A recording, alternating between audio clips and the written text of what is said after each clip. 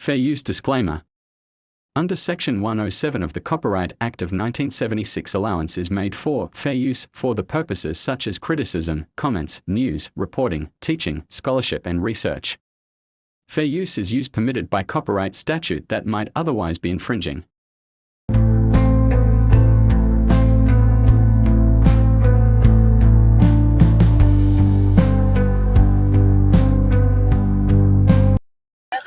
Position yourself.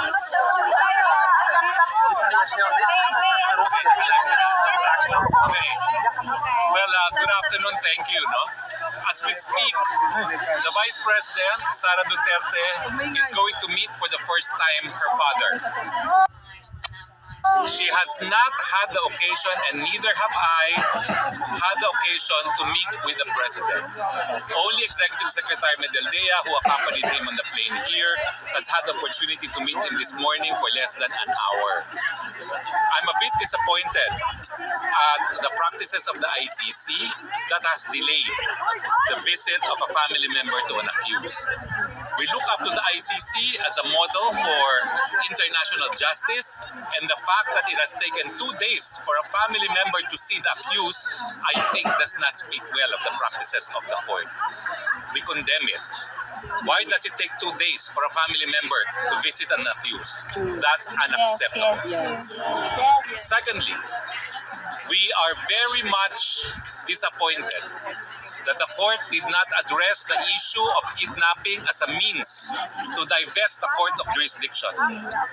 We think that the ICC should again set an example in promoting international justice, and when kidnapping is allowed as a means of acquiring jurisdiction over the jurisdiction of the accused, we think this too is a travesty of justice.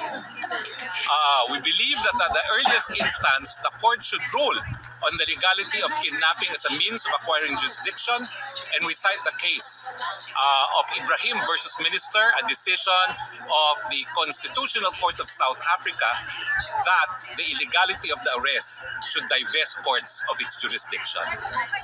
You cannot correct a wrong by committing another wrong. I think it is high time that the court clarify its position on this matter. It is unacceptable that we accept accept jurisdiction acquired through kidnapping, especially when the kidnapping took place in the context of the Philippines, where the court is now being used as a tool of oppression by the Marcos government. Now, the next hearing is on September 21. But before that, we would raise the issue of jurisdiction even on an earlier date, because we believe that the issue of jurisdiction, both on the implications of kidnapping as a means of divesting the court's jurisdiction, and whether or not the court has jurisdiction, despite the fact that preliminary examination was commenced 2 years after we had already withdrawn from our membership in the court, whether or not the court still has jurisdiction. We believe that confirmation of charges is relevant, particularly on the elements of the crime. But we would want that the issue of jurisdiction be ruled upon at an earlier date. Because as we know, the court has no jurisdiction, pointless to proceed to confirmation of charges.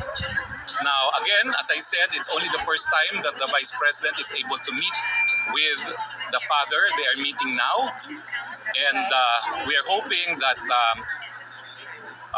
this afternoon too, the President will sign our appearance as counsel together with Nicholas Kaufman and VP Inday Sara too, be recognized also as counsel for her father.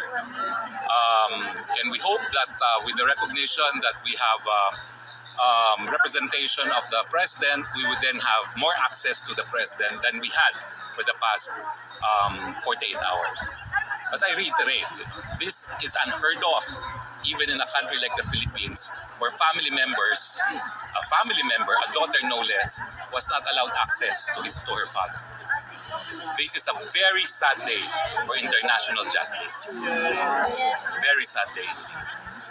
Okay, so I am Harry Roque Jr. I'm a member of the List Council of the Court. I was former spokesperson also for the former President, Rodrigo Roa Duterte. Now, the Vice President is coming back.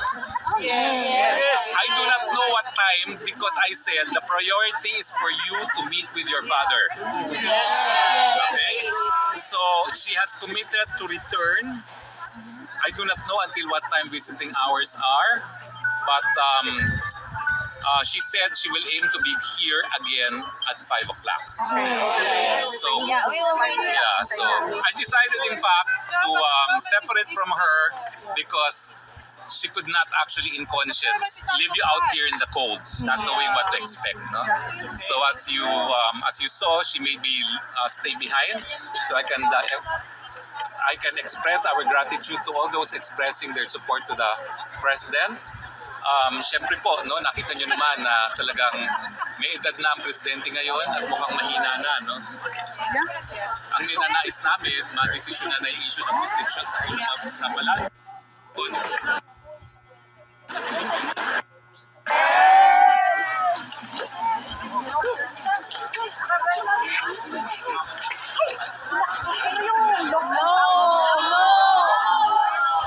Meron din tayo mic, no?